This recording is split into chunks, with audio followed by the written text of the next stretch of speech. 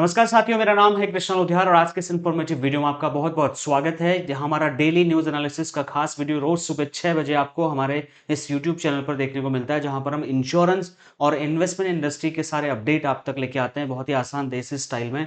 आज जो हमारा 160 नंबर का ये वीडियो है, 365 वीडियोज की सीरीज है, जिसमें 160वां वीडियो है, जहां पर हम बात कर रहे हैं IRDAI बहुत बड़े बड़े चेंजेस लेके आ रहे हैं और विद इन 3 to 4 मंथ्स क्या नए नए प्रपोजल्स IRDAI लेके आने वाला है, किन चीज़ों में इन्वेस्टमेंट इंडस्ट्री में, इंश्योरेंस इंडस्ट्री में चेंजेस आने वाले हैं, उनको कवर करते हुए इस वीडियो पे मैं IRDAI के द्वारा चेंजेस होने वाले फोकस पे करूंगा। तो यहाँ पर जो इंश्योरेंस एडवाइजर है, क्या तैयार है या नहीं है, ये आपको खुद से चेक करना पड़ेगा। कहीं ऐसा ना हो कि आप इस चीज़ के लिए तैयार ना रहें और आपको कल को दिक्कतों का सामना करना पड़े। तो माय डियर फ्रेंड्स, अभी तक चैनल सब्सक्राइब नहीं करो, सब्सक्राइब करके बेल आइकन प्रेस करिए, क्योंकि ऐसे ही इन्फॉर्मेटिव वीडियोस हर रोज हम यहाँ पर लेके आते हैं। बिल्कुल अनबायस तरीके से हम वीडियोस बनाते हैं ताकि आपको एक्चुअल पिक्चर समझ में आए कि मार्केट में चल क्या रहा है और आपके लिए किस तरीके से काम हो रहा है और आपको किस तरीके से काम करना है। तो सबसे जो इंपॉर्टेंट चीजें हैं वो मैं आपको इस वीडियो में कवर करके बताऊंगा। देखो, सबसे बड़ा क्वेश्चन आज इंश्योरेंस एडवाइजर हमसे पूछता है कि क्या बीमा एजेंट अब खत्म होने वाले हैं। तो इसका सीधा साधा आंसर मैं आपको देना चाहता हूं कि बिल्कुल ऐसी बात नहीं है। आपके बिजनेस के ऊपर में ऐसा कुछ नहीं होने वाला है कि आप खत्म ही हो जाने वाले हैं, आपका बिजनेस डूब जाने वाला है, ऐसा कुछ नहीं होने वाला है। लेकिन माय डियर फ्रेंड्स, कुछ चीजें ऐसी हैं जो आपको जान लेनी चाहिए, कुछ चीजें ऐसी हैं जो आपको समय रहते अगर आपको मैं बता दूं और आप उन चीजों को इंप्लीमेंट कर लें तो आपका बिजनेस बच सकता है। अभी मार्केट में देखिए बहुत सारी इंश्योरटेक कंपनीज आ रही हैं। इंश्योरटेक कंपनीज का मतलब क्या होता है? इंश्योरेंस में टेक्नोलॉजी लेकर के जब कंपनी आती है तो उसको हम बोलते हैं इंश्योरटेक कंपनीज। जैसे आप डिजिटल प्लेटफॉर्म्स को देख सकते हैं, खास करके अगर मैं बात करूं पॉलिसी बाजार की बात करें, हम टर्टलमेंट की बात करें, डिजिट इंश्योरेंस की बात करें, ऐसे बहुत सारे इंश्योरेंस टेक्नोलॉजी कंपनी आ रही है मार्केट में जो सीधा सीधा आपको कंपटीशन देने वाला है। उसके बाद डिजिटाइजेशन में और एक बहुत बड़ा काम किया है गवर्नमेंट ने, जो कि बीमा सुगम करके एक नया प्लेटफॉर्म लॉन्च कर दिया है। ऑलमोस्ट इसकी वेबसाइट भी लॉन्च हो चुकी है, इसके इंफ्रास्ट्रक्चर पे काम चल रहा है अभी। और बीमा सुगम एक ऐसा प्लेटफॉर्म होने वाला है, ऐसा एक एक प्लेटफॉर्म होने वाला है इंश्योरेंस क्लाइंट्स के लिए, जहां पर इंश्योरेंस एजेंट भी रहेंगे, क्लाइंट भी रहेंगे और कंपनी भी रहेंगे। सारे लोगों को एक साथ लेके आ गए। अब कस्टमर को सिर्फ एजेंट की जरूरत नहीं पड़ेगी, वो सब खुद ही कंपैरिजन करके खुद डिसीजन भी ले सकता है। But at the same time अभी भी मैं कह रहा हूं कि इंश्योरेंस एजेंट को टेंशन लेने की जरूरत नहीं है, क्योंकि इसके बावजूद आपकी इंपॉर्टेंस बनी रहेगी। अभी बताता हूं कैसे। उसके बाद देखिए, बहुत सारी इंश्योरेंस कंपनी जो IRDAI और एक चेंज कर रहा है, उसमें आपने देखा होगा बहुत सारे रूमर्स न्यूज़ फैल रहे थे कि IRDAI कह रहा है भाई इंश्योरेंस कंपनियों, अपना जो है कॉस्ट जो है उसको कट करो। अब वो कॉस्ट कटिंग के नाम पे भले ही इंश्योरेंस एडवाइजर के नाम से उनके कमीशन से कट करने की बातें हो रही हैं, जहीं जहाँ से भी हो रही हैं, बट कुल मिलाकर के कॉस्ट कटिंग की बातें तो चल रही हैं। अब उसके बाद में और एक चीज़ हो रही है, यहाँ पर आप देख सकते हैं, हमने GST के बारे में चर्चा कर ली है। GST 18% से 0 कर दिया है हेल्थ इंश्योरेंस में और लाइफ इंश्योरेंस में, टर्म इंश्योरेंस में, राइट। अब यहाँ पर क्या है, हेल्थ इंश्योरेंस हो या लाइफ इंश्योरेंस हो, GST 0 हो गया है, लेकिन अभी भी इसमें रिफॉर्म्स होने बाकी हैं, क्योंकि एक्चुअल बेनिफिट जो है क्लाइंट को अभी भी नहीं मिल पा रहा। एक्चुअल बेनिफिट इंश्योरेंस एडवाइजर को GST 0 होने का अभी भी नहीं मिल पा रहा। तो लेट्स सी IRDAI इस पे क्या काम करता है। उसके बाद में यहाँ पर जो 74% का स्टेक था FDI का, फॉरेन डायरेक्ट इन्वेस्टमेंट का, उसको कितना कर दिया अभी यहाँ पर पूरा, वो 100% जो स्टेक है, वो 100% स्टेक विदेशी कंपनी का हो सकता है भारतीय बीमा कंपनी में। अब उसे किसी भी बीमा कंपनी के साथ साठगांठ करके, गठजोड़ करके मर्ज उसमें कोलैबोरेशन में इंश्योरेंस कंपनी नहीं लेके आनी। तो ये तो हो गए बेसिक जो आपको पता है। अब कुछ चीजें ऐसी हैं और इन्हीं में कुछ चेंजेस और होने वाले हैं, ऐसा नहीं कोई और बहुत सारी चीजें हैं, बट इन्हीं में कुछ एडवांसमेंट IRDAI करना चाह रहा है। अब इसका असर किस पर पड़ेगा? कंपनी पर पड़ेगा, एडवाइजर पर पड़ेगा? तो सबसे इंपॉर्टेंट तो यह है कि कंपनी पर कम असर पड़ेगा या ना के बराबर पड़ेगा, लेकिन सबसे पहले जो एजेंट है, एडवाइजर है, उस पर इसका असर देखने को मिल सकता है। उसमें कंपनी क्या चाहती है, जो इंश्योरेंस कंपनी है ना, वो क्या चाहती है आज के डेट में? इंश्योरेंस कंपनी सबसे बड़ी चीज जो चाहती है माय डियर फ्रेंड्स, वो ये है, वो ये चाहती हैं कि इंश्योरेंस कंपनियां अपना कॉस्ट कट करना चाहती हैं, अपने को प्रॉफिटेबल बनाना चाहती हैं। और यहाँ पर ये जो हमारा कमीशन मिलता है इंश्योरेंस एडवाइजर को, जो कमीशन यहाँ पर दिया जाता है, इस कमीशन के ऊपर में सबसे बड़ा जो प्रॉब्लम है वो कमीशन के ऊपर में लगा रखा है इंश्योरेंस कंपनीज ने। उनका कहना है कि इंश्योरेंस कंपनीज हम जो कमीशन के तौर पर देते हैं, बहुत बड़ा अमाउंट जाता है, जबकि कमीशन के अलावा जो इंफ्रास्ट्रक्चर कॉस्ट है, एम्प्लॉय सैलरी है, अलग अलग सारी चीज़ें हैं इंश्योरेंस कंपनीज की, उस पर मुझे लगता है उससे बड़ा अमाउंट एक जाता होगा। लेकिन कुल मिलाकर के कॉस्ट कटिंग की जब बातें हो रही हैं, तो यहाँ पर इंश्योरेंस एडवाइजर को भी समझने की जरूरत है कि हमें और अपने कॉस्ट को यहाँ पे कम होते हुए देखते हुए, इनकम को कम होते देखते हुए आपको इनोवेटिव तरीके से बिज़नेस कैसे कर सकते हैं, इस पे सोचना है।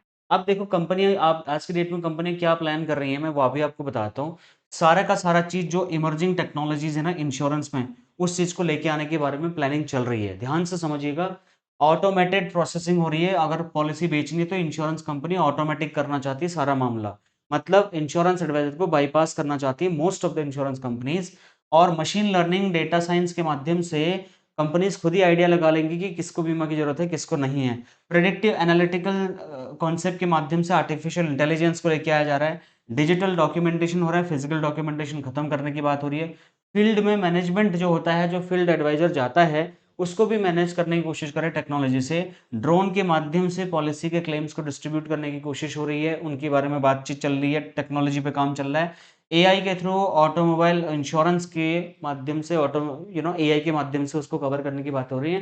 ये बहुत ही हाइपर टेक्नोलॉजी के बारे में मैं आपको बता रहा हूँ, जो अभी एग्जिस्ट नहीं करती हैं, बहुत ही कम लेवल पर करती हैं, बट आने वाले 3-4 सालों के अंतर्गत ये सारी की सारी चीज़ें हर इंश्योरेंस कंपनी के पास अवेलेबल होगी, और आपकी जो एग्जिस्टेंस है उसके ऊपर में बहुत बड़ा एक वो लग सकता है, क्वेश्चन मार्क लग सकता है। बट फिर भी अब मैं बताता हूँ रियलिटी, क्या ग्राहक खुद ही बीमा खरीद लेगा?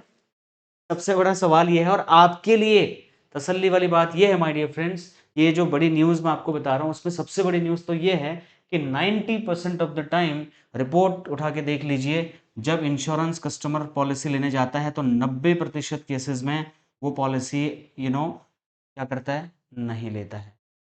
क्या करता है, नहीं लेता है। मात्र 10% केसेस में क्लाइंट खुद ही डिसाइड करके अपनी पॉलिसी ले पाता है, लेकिन 90% ऑफ द टाइम यहाँ पर इंश्योरेंस एडवाइजर की ज़रूरत पड़ती है। ये जो पूरा एरिया आपको दिख रहा है ना, यहाँ पर इंश्योरेंस एडवाइजर की ज़रूरत पड़ती है। अब आप देख लो पूरा, बस मात्र ये इतना सा परसेंट है जो 10% ऑनलाइन ले सकते हैं। 90% लोगों को आज भी इंडिया में एक इंश्योरेंस एडवाइजर की ज़रूरत है, तब जा करके वो एक इन्फॉर्म्ड डिसीजन ले सकते हैं। अब ये बात आपको समझ में आ रही नहीं आ रही, I am not sure, but you have to very very cautious about this. लोग निवेश और बीमा में फ़र्क नहीं जानते, तो ये बहुत बड़ी अपॉर्चुनिटी है हमारे पास कि हम भैया इंश्योरेंस को अच्छे से अलग से समझाएं और इन्वेस्टमेंट को अलग से समझाएं। अगर हम इंश्योरेंस को अलग से नहीं समझाएंगे तो वो इंश्योरेंस को इन्वेस्टमेंट समझता है, और इन्वेस्टमेंट को इंश्योरेंस समझता है। पूरी खिचड़ी पका देता है यहाँ पर, इसको यहाँ और इसको यहाँ करने में, और बाद में उसे लगता है इंश्योरेंस बोलो तो बोलता है मेरा इन्वेस्टमेंट हो गया। इन्वेस्टमेंट के बारे में बात करो तो कहता है मेरा इंश्योरेंस, मेरा इन्वेस्टमेंट हो गया। किया है इन्वेस्टमेंट बोलता है इंश्योरेंस, किया है इंश्योरेंस बोलता है इन्वेस्टमेंट। तो ये जो मिसकंसेप्शन मार्केट में फैला दिया कुछ लोगों ने, इस चीज से भी आपको बचना है। उसके बाद में हम अगर थोड़ा सा आगे बात करें, ग्राहक बीमा नहीं खरीदता क्योंकि most of the time customer खुद ही नो बोल देता है। But at the same time अगर यहाँ पर एक एडवाइजर जाए उसके पास, उसको समझाए, सारी चीजें बताए, तो डेफिनेटली बहुत हद तक चांसेस हैं कि ये क्लाइंट हमारा पॉलिसी ले सकता है। उसके बाद अगर हम नेक्स्ट यहाँ पर चर्चा करें माय डियर फ्रेंड्स, उसके बाद देखो असल में क्या क्या चीज़ें हैं। असल में एजेंट करता क्या है, क्या क्या चीज़ें हैं, मैं आपको, आप सब ये चीज़ें करते हैं। रात के 10 बजे क्लाइंट अगर आपको बुलाता है तो रात के 10 बजे आप जाते हो। ये इंश्योरेंस कंपनीज को ध्यान होना चाहिए कि इंश्योरेंस कंपनी का कोई बंदा रात के 10 बजे कभी क्लाइंट के घर में नहीं जा सकता, वो बंदा अपनी जॉब कर रहा है। एजेंट जा सकता है, एडवाइजर। कस्टमर का अपने तरफ से फॉर्म भरने का काम एजेंट करता है, कोई वेबसाइट नहीं करती है। यहाँ पर अगर कोई हॉस्पिटलाइज्ड हो गया तो उसके हॉस्पिटल में उसके बिल देने को लेकर के सारा का सारा सपोर्ट कौन करता है, वो हमारा एडवाइजर करता है, ताकि उसको डिस्चार्ज मिल जाए जल्दी। अगर भगवान न करे उसके परिवार में कोई ऐसी दुर्घटना हो जाती है जब परिवार में कमाने वाला व्यक्ति नहीं रहता है, तो उस टाइम पे जो सिंपैथी गेन करने के लिए जाता है माय डियर फ्रेंड्स, वो भी मेरा एडवाइजर ही जाता है। किसी इंश्योरेंस कंपनी का कोई बंदा वहाँ पे नहीं दिखता है। तो ये सारी की सारी चीज़ें इन कंपनीज को समझनी चाहिए। इंश्योरेंस एडवाइजर का कमीशन कट करके मुझे नहीं लगता कोई इंश्योरेंस कंपनी सक्सेस हो सकती है।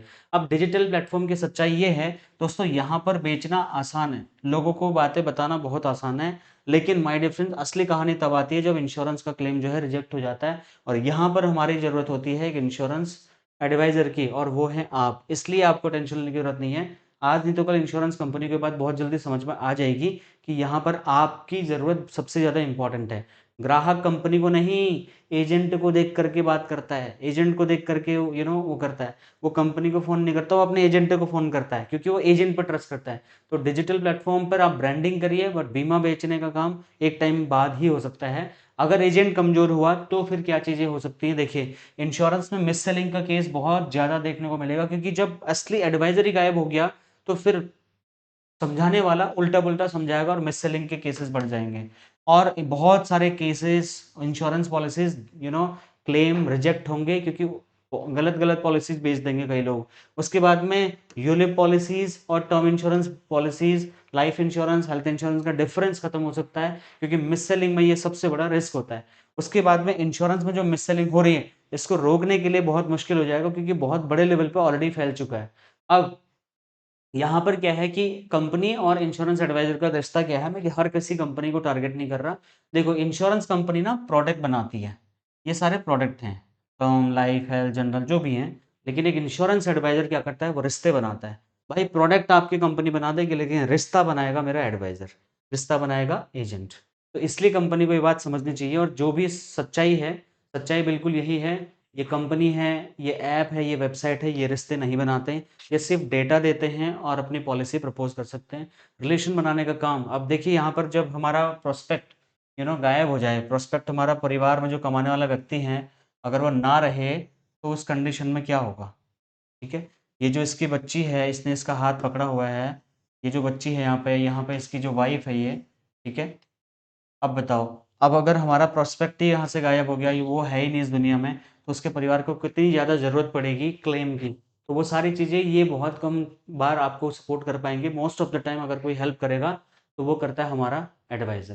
ठीक है, ये हमारा एडवाइज़र ये उस टाइम पे होगा जो यहाँ पर हेल्प कर पाएगा। इंश्योरेंस कंपनियाँ इस बात को अच्छे से जानती, यही सच्चाई है माय डियर फ्रेंड्स। बाकी ये वीडियो आपको कैसा लगा, ये सारे अपडेट आपको कैसे लगे, इसमें आपको घबराने वाली बात बिल्कुल नहीं है। But at the same time आपको अपना क्लेम सर्विसेज बढ़ाना पड़ेगा, लोगों को सपोर्ट करना बढ़ाना पड़ेगा, तब जाके आप टिक पाएंगे। क्योंकि बेचना मार्केटिंग करना बहुत नॉर्मल हो जाएगा बहुत आसानी से। ठीक है, अब यहाँ पर वेलकम किट के बारे में बताना चाहूँगा। जिन एडवाइजर्स ने अभी तक हमारा वेलकम किट नहीं लिया है, इसको ज़रूर ज़रूर ऑर्डर करें, खासकर अगर आप LIC एजेंट है तो। यहाँ पर हम आपके काम को आगे स्पीड तेज़ी से बढ़ाने के लिए आपको एक सर्विस लिस्ट देते हैं। इसमें 40 से भी ज़्यादा हमने सर्विसेज लिखी हुई है। जो क्लाइंट पढ़ता है तो आपको फ़ोन करता है, एज ए कंसल्टेंट समझता है, एजेंट नहीं समझता। आपके नाम से फ़ोटो लगा के बाकायदा ब्रांडिंग करके हम 25 LIC के कॉम्बिनेशन पोस्टर आपको देंगे हिंदी या इंग्लिश में, और इसका PDF फाइल आपको सॉफ्ट कॉपी भी देंगे, 1 साल के लिए एक्सेस करोगे, और आपको घर पे आपके भेज भी देंगे पूरा फाइल प्रिंट करके, पूरा